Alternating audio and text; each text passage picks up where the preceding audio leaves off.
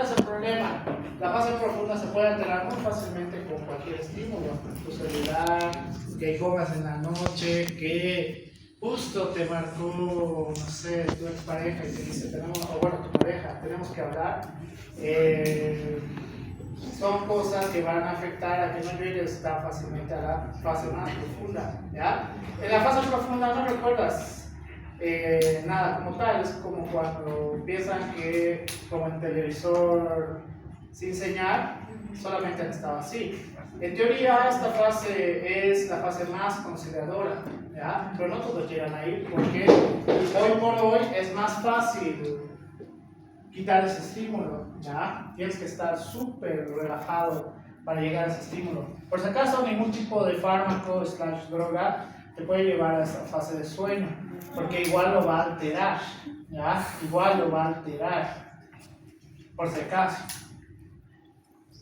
¿Algo más? Doctor, en ese caso, ¿cómo sucede, digamos, los eventos traumáticos? Hay personas que los repiten en sus sueños, lo vuelven a pasar, lo vuelven a soñar. Eso está relacionado con psiquiatría en realidad. La parte de traumas repitentes, pues hace, no les voy a decir específicamente cómo, porque sé que algunos de ustedes loquitos les va a tratar de hacerlo. No les voy a decir exactamente cómo, pero no, eso no funciona. Pero las últimas 2 horas de lo que estén pensando, o sea, pero profundamente, que distraiga lo que estén haciendo en ese momento, puede ser un estímulo para llegar al sueño, para que durante el sueño o la pesadilla pues tenga relación de alguna manera. Por ejemplo, que hayas escuchado, es muy común esto, justo estés en tu almuerzo, veas que están robando por San Pedro y en la noche tú sueñas con un perro, pues no es una premonición, sino que en realidad estás asemejando una cosa con la otra. Y pues si estás caminando por San Pedro y dicen que están robando por ahí, pues evidentemente te van a robar. No es que has visto el futuro, sino que es lógica, ¿no ves? Entonces, más que todo tiene que ver con eso, ¿ya? En los traumas es más difícil que eso, sino que los traumas lo pueden volver a sentir y a percibir por cosas muy pequeñas, y en la parte del sueño / pesadillas es mucho más fácil en esas personas. Por eso tienen que ir a psiquiatría / psicología para que vuelvan a un sueño reparador. El problema, van a empeorar esas personas si no empiezan a dormir adecuadamente, por si acaso. En el caso, por ejemplo, de que ¿Ya? y si, por ejemplo, en el caso de que con el trastorno de sueño y todo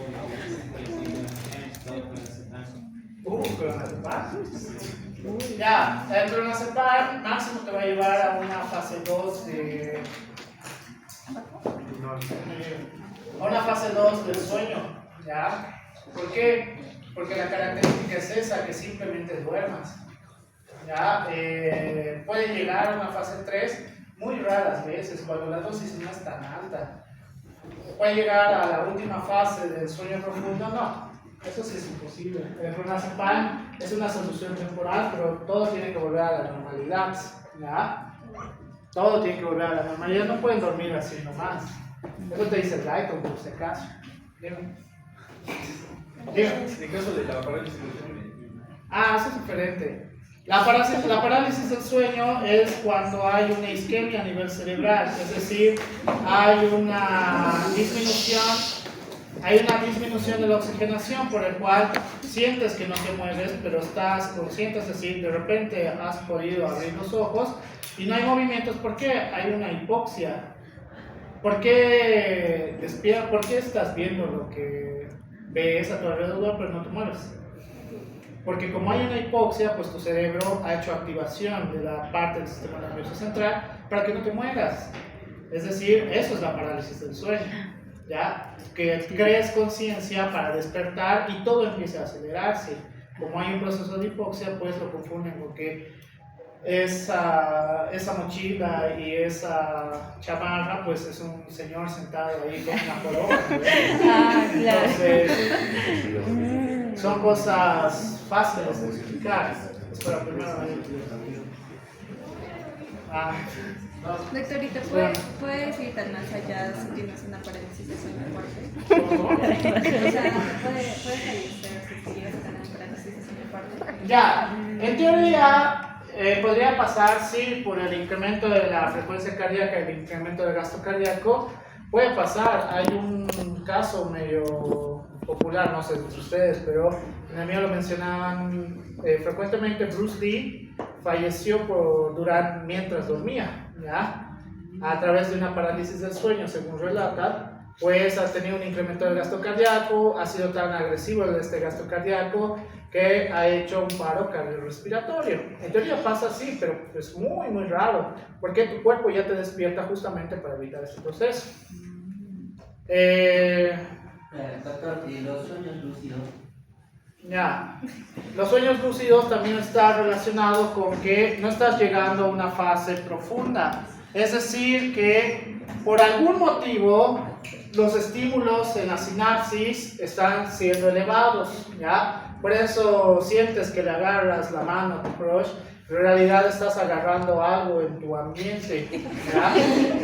Es confundirlo, tu sensibilidad superficial y sensibilidad profunda con lo que estás soñando, ¿ya? ¿Algo más? Por eso tienen que aprender fisiología, entienden cómo funciona el cuerpo. Así, de fácil. ¡Qué bien! Entonces, la fisiología pancreática, endocrina, va a ser sumamente importante. Las características que vamos a ver dentro de los islotes de Langerhans, pues vamos a ver que alrededor vamos a tener todos los vecinos pancreáticos, pero justamente al medio vamos a tener las células relacionadas con la parte endocrina, ¿ya? En la cual vamos a tener células alfa, células beta, células delta y células, se me dio los últimos, células PP, péptido-pancreáticas, ¿ya? Células PP. En mayor proporción vamos a ver que hay más células alfa o beta. Aquí está, miren, célula beta, ¿ya? Mayor proporción a diferencia de las células alfa y las células delta, ¿ya? Es decir, ¿por qué tiene esta distribución? ¿Por qué está así, histológicamente hablando? ¿Por qué no las células están repartidas alrededor de todo el racimo pancreático como en otros tejidos? Ya han aprendido esto, ¿no ven? Entonces, Porque eso está compuesto los islotes de Langerhans. porque cuando vamos a hablar de cómo llega el río sanguíneo hacia el islote pancreático, vamos a ver que la parte de la arteriola va a llegar justamente al centro y va a ir hacia los extremos hasta que esta pueda drenarse a través de la vénula, por el cual las células del islote pancreático tienen esta distribución porque justamente es acá donde va a llegar la sangre a través de la arteriola y va a ir hacia los costados para el drenaje, ¿ya? Por el cual el principal estímulo para las células pancreáticas endocrinas va a ser la glucemia, ¿ya? La glucemia es el principal estímulo que vamos a tener. Entonces, vamos a ver que desde la proinsulina, a través de las cadenas C, las cadenas A y las cadenas B, a través del gránulo secretor, vamos a tener la capacidad de dividir el péptido C en la porción de la insulina con sus uniones de disulfuro, ¿ya? Por el cual, cuando ahí no se ve un diablo.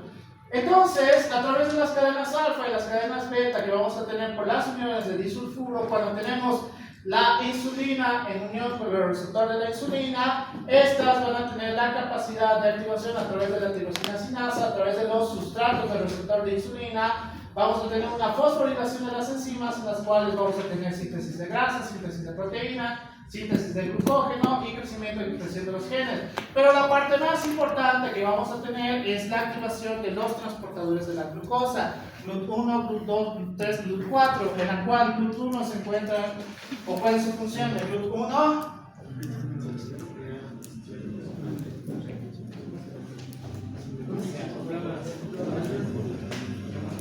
No se puede leer.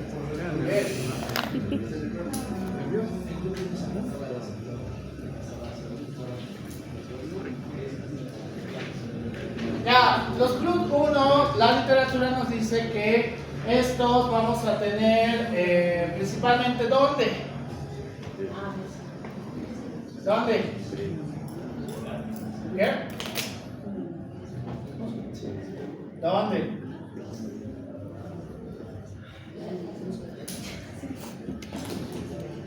Va a estar relacionado con el transporte de glucosa hacia el sistema nervioso central, ¿ya? GLUT1, GLUT2. El GLUT2 va a estar relacionado principalmente con la parte hepática gastrointestinal, ¿ya? Es decir, estos van a ser encargados del transportador de glucosa en estos sitios en cuestión. Mientras que el GLUT3, nos está ayudando mucho, fisiólogos, histólogos. El GLUT3 también va a estar relacionado con el sistema nervioso central en mayor medida, ¿ya? El GLUT1, la literatura te dice que si bien vamos a tener el transporte a nivel del sistema nervioso central, tiene la capacidad de llevar la glucosa en todo el organismo, pero en menor medida, ¿ya? Que principalmente va a estar relacionado con ayudarnos a el transporte a través del GLUT2, ¿ya? A través del GLUT2. El GLUT4, bien, músculo, tejido adiposo, no tejido adiposo per se, tejido como tal, ya, a nivel de la gran cantidad de nuestro organismo. Entonces, ¿por qué no hago esto? Entonces, cuando vamos a hablar a través del GLUT2, la glucosa va a ser el estímulo y a través del transportador GLUT2 que vamos a tener, a través de la glucosinasa vamos a tener la conversión en glucosa 6-fosfato, en conversión de piruvato y a través de esto en formación de CO2 y agua. A través del glucosa 6-fosfato vamos a tener un incremento del ATP principalmente, en la cual este incremento del ATP vamos a tener un cierre de los canales de potasio. Este cierre de los canales de potasio va a ser el estímulo para tener una apertura de los canales de calcio. La apertura de los canales de calcio va a ser una disminución del potencial de membrana, en la cual este calcio va a ayudar a que la insulina que vamos a tener en gránulos de concentración de la hormona como tal, pues tengamos la liberación de la insulina a través del GLUT2, ya a través del GLUT2. Es decir, ¿cuándo ocurriría este proceso? Hiperinsulinemia. ¿Qué?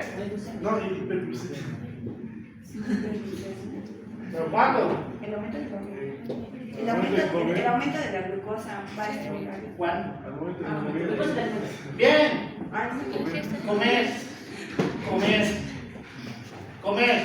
Ya va a hacer una regulación de los niveles de glucosa a través de esta manera. Mientras que cuando vamos a hablar del proceso de inhibición, a través de la colecistocinina, acetilcolina y fosfolipasa C, estos, al momento de unión con el receptor, la cadena alfa va a ser importante para la división a través del estímulo en el retículo endoplasmático, que, como ustedes sabrán por histología, vamos a tener reservorios de calcio. Estos reservorios de calcio van a ser importantes en la liberación del retículo endoplasmático. ¿Para qué? Para la liberación de insulina. Cuando tenemos, bueno, recién vamos a llevar esa parte, la colecistocinina, ¿cuándo la activamos? ¿O cuando tenemos mayor liberación de colecistocinina? CCK. Cuando tenemos ácidos grasos. ¿Qué? Ácidos grasos, a la ingesta de... Bien, va a estar relacionado con el consumo de ácidos grasos. Y la secreción ¿ya? de bilis. Ácidos grasos. Bilis, tú mismo. Secreción de bilis. Entonces, a través del diacilglicerol y su posterior conversión en proteína sinasa C, también vamos a tener estas dos vías para la liberación de insulina, mientras que en este caso la somatostatina, cuando tenemos un proceso de unión con los receptores, va a hacer una inhibición en la conversión de la cadena alfa, ¿ya? Por el cual la somatostatina también, ¿dónde tenemos la somatostatina a nivel pancreático? En las células alfa, Delta, las células delta. Entonces, esta va a ser un proceso de inhibición por el cual no vamos a tener la conversión en proteína sinasa C o proteína sinasa A, por el cual no tendríamos una liberación de insulina, ¿ya? Recuerden, no solamente va a ser una regulación de la insulina, también va a ser una regulación del glucagón. Entonces, cuando podamos tener una activación a través del glucagón, principalmente relacionado a la conversión de ATP en AMP cíclico para la formación de proteína sinasa A, podemos tener la liberación de insulina, ¿ya? Cuando hay una cantidad excesiva de glucagón y hemos incrementado la glucosa más allá de lo que deberíamos, la insulina también va a actuar de esta manera.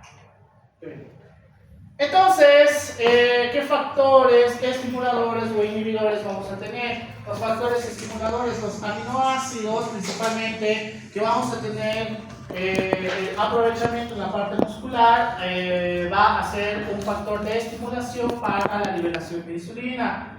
El incremento de la glucosa, no se olviden, la glucosa es el principal estimulador cuando hablamos de las hormonas pancreáticas, ¿ya? Mayor glucosa, mayor estímulo para la liberación de insulina. Menor cantidad de glucosa más allá de lo normal, Mayor secreción de glucagón. mayor estímulo para la secreción de glucagón, ¿ya?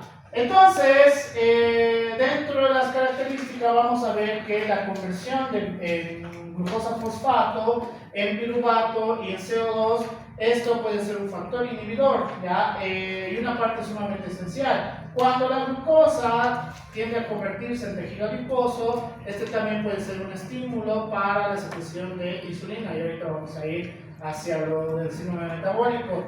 Pero, irónicamente, cuando a través del tejido adiposo vamos a tener la conversión en ácidos grasos libres, y si esto empeora en cetoácidos, pues es un factor inhibidor para la secreción de insulina, ¿ya? Por el cual los obesos clínicos o los obesos preclínicos pueden empezar con mayor liberación de insulina, ¿ya? Mayor liberación de insulina. ¿En qué momento podemos tener formación de ácidos grasos libres que no sea patológico?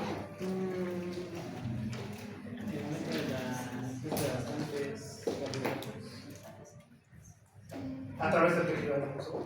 ¿Cómo?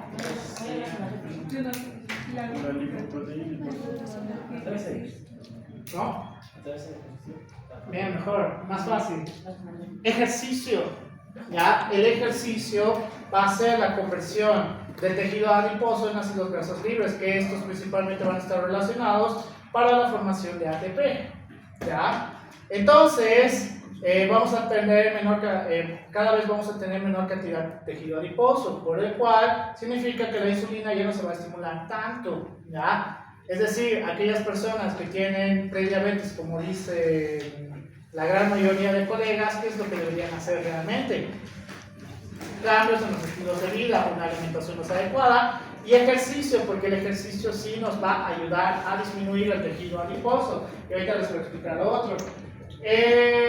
Dentro de las características con el GLUT4 y el GLUT2, el GLUT4 que va a estar presente en la mayoría de sitios a nivel del organismo, pues cuando la glucosa utiliza el transportador de glucosa 4, vamos a ver que dentro de la característica del ácido pancreático con el estímulo de la glucosa, a través de la insulina vamos a tener la conversión en glucosa 6-fosfato, a través de la glucosa 6-fosfato la conversión en glucosa 1-fosfato, fructosa 6-fosfato, y esta parte de la glucosa 1-fosfato va a ser importante para la producción de glucógeno, que puede ser un proceso de retroalimentación a través del glucosa 1-fosfato y el glucógeno, mientras que a través de la fructosa 6-fosfato vamos a tener la conversión en fructosa 1 y 6-bifosfato, posteriormente la conversión en piruvato y en acetilcoenzima A, ¿ya? Este proceso va a ayudarnos en estimular la glucólisis y disminuir la gluconeogénesis. ¿Ya? ¿Por qué? ¿Qué estamos buscando? Hay mucha glucosa, tengo que empezar a reducir la cantidad de glucosa a nivel de la sangre, ¿ya? Por eso vamos a estimular más la glucólisis y vamos a disminuir la gluconeogénesis, ¿ya? Relacionado con el GLUT2, pues va a ser bastante similar, en la cual cuando ingrese la glucosa, la insulina va a actuar en la glucosa no fosfato y en la fructosa 6-fosfato. La diferencia es que cuando tengamos la fructosa 1,6-fosfato, acá vamos a tener un péptido específico de conversión a través del piruvato, que este péptido puede darnos mayor estímulo para la conversión de glucosa 6-fosfato en fructosa, o también puede ser un factor inhibidor, ¿ya? Menor cantidad de este péptido, pues menor conversión de la glucosa 6-fosfato, en la cual igual vamos a llegar a la acetilcoenzima A, que la finalidad va a ser la misma, un estímulo de la glucólisis y una disminución de la gluconeogénesis. No me acuerdo si está en el otro lado. A veces me olvido qué imágenes pongo. Qué bien. Entonces, los factores activadores que vamos a tener a nivel de la célula, pues ya sea a través del GLUT2 o el GLUT4, principalmente el GLUT2, que es el más común porque va a estar relacionado con la alimentación. Vamos a ver que el ATP va a ser uno de los factores importantes para el cierre de los canales de potasio. Este cierre va a causar una disminución del potencial de membrana para la apertura de los canales de calcio, y vamos a tener dos vías como tal. Ya sea que el proceso de cierre de los canales de potasio más el ATP pueda hacer un estímulo para que el calcio acumulado dentro del retículo endoplasmático también pueda liberarse hacia los gránulos que tienen la insulina, ¿ya? Por el cual cualquiera de estos dos procesos nos van a ayudar a la liberación de la insulina, ¿ya? Son procesos sumamente importantes para empezar la liberación de la insulina, y la insulina pues va a actuar en relación a lo que anteriormente habíamos visto. Entonces,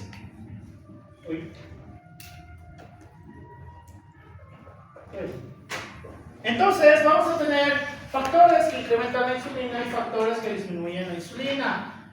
Vean todo lo que estimula la secreción de insulina. Aumenta la glucemia, disminución de la glucemia. No se olviden, el principal factor estimulador de las hormonas pancreáticas va a ser la glucemia, ¿ya? No se olviden la glucemia, la glucosa en sangre. Entonces, ¿qué otras características del aumento de la secreción de insulina vamos a tener? El aumento de los ácidos grasos libres en la sangre, el aumento de los aminoácidos en la sangre, hormonas gastrointestinales como gastrina, colecistocinina, secretina, péptido insulinotrópico dependiente de la glucosa, péptido parecido al glucagón 1, el glucagón con la hormona de crecimiento y el cortisol, hormona de crecimiento, estimulación parasimpática relacionada con la acetilcolina, estimulación beta-adrenérgica, resistencia a la insulina, obesidad, sulfonilurias. ¿O tengo una imagen de eso? No me acuerdo.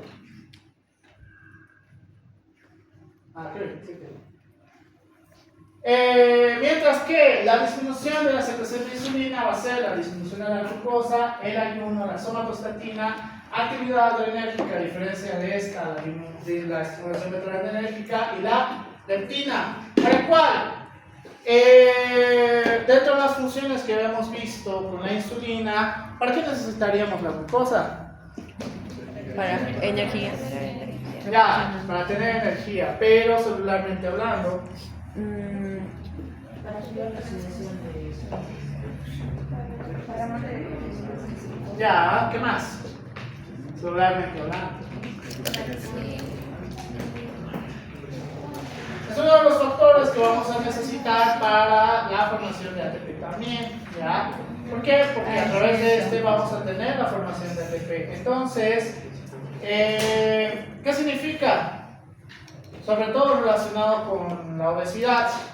Gran cantidad de tejido adiposo hace gran estímulo de secreción de insulina, ¿ya?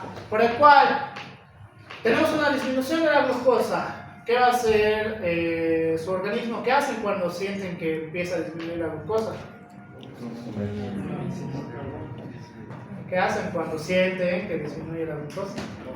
Bien, comer. Pero ¿cuál es el problema en pacientes con obesidad?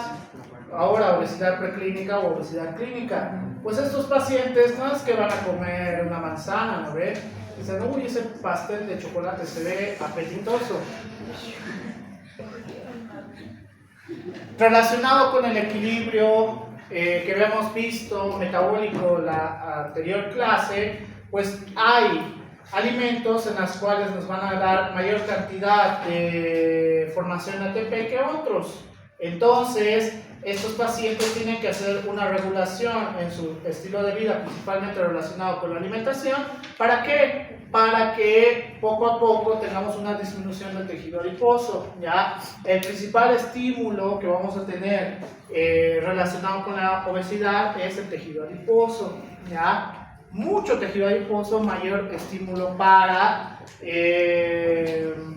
la salida de insulina, ya, para secreción de insulina, secreción de insulina. Entonces, lo voy a decir de esta manera: todo lo que yo les enseño está relacionado 100% en lo que he leído en los libros, en artículos, todo lo que he aprendido a lo largo de mi carrera, ¿ya? Eso de que existe obesidad sana, no existe, ¿ya? No existe obesidad sana. Estás ahora, gracias a los nuevos criterios, estás en obesidad preclínica o en obesidad clínica. Cuando estás en obesidad clínica relacionado con esto, puedes empezar un factor de riesgo para resistencia a la insulina. ¿Y la resistencia a la insulina en qué se resume? Diabetes mellitus tipo 2, ¿ya? Por ese motivo, a pesar de que, no sé, tengas 24, 25 años, tengas características de obesidad clínica y no tengas alteraciones, ese momento significa que toda tu vida vas a estar sano. No funciona así. Significa que hasta que tu cuerpo empiece a ya no hacer la adaptación celular o los cambios para la homeostasis que debería hacer, pues en algún punto va a ceder tu organismo, ¿ya? Por eso de obesidad sana ya no existen los nuevos criterios de la obesidad, ¿ya? La nueva nomenclatura de obesidad ya no existe. Y si de repente siguen porque ya he tenido un montón de problemas con esto, cada vez que hablo de esto, si siguen algún TikToker, no son TikTokers o esta manada de gente que no sabe sobre medicina, pero se encanta hablar sobre medicina, que dice que ama tu cuerpo y demás, estoy de acuerdo, tienen que amarse como ustedes sean, ¿no ve? Pero tienen que estar conscientes de todo lo que ustedes hagan va a causar daños en su organismo: obesidad, consumo de alcohol, consumo de tabaco, no dormir, estrés excesivo, todo lo que comen en el día, porque estoy seguro que su alimentación no es la más sana que digamos, etcétera, etcétera. Tienen que estar conscientes de lo que puede pasar en un futuro. Eso es lo que yo les digo, no que no se amen, ¿ya? Amen su cuerpo tal y como es, pero si tienen alguna manera de modificar y que mejore su fisiología, háganlo, porque cuando tengan 30 años no van a poder ni subir las gradas y ahí van a estar arruinadísimos. Y tengo colegas docentes, más bien la mayoría no es de la medicina, que no pueden ni subir las gradas, y es trágico y triste. Y ya están en obesidad clínica. Entonces, relacionado con el glucagón, igual vamos a tener factores estimuladores y factores inhibidores. Dentro del glucagón, pues, el principal factor estimulador, ¿cuál va a ser? Bien, la glucosa.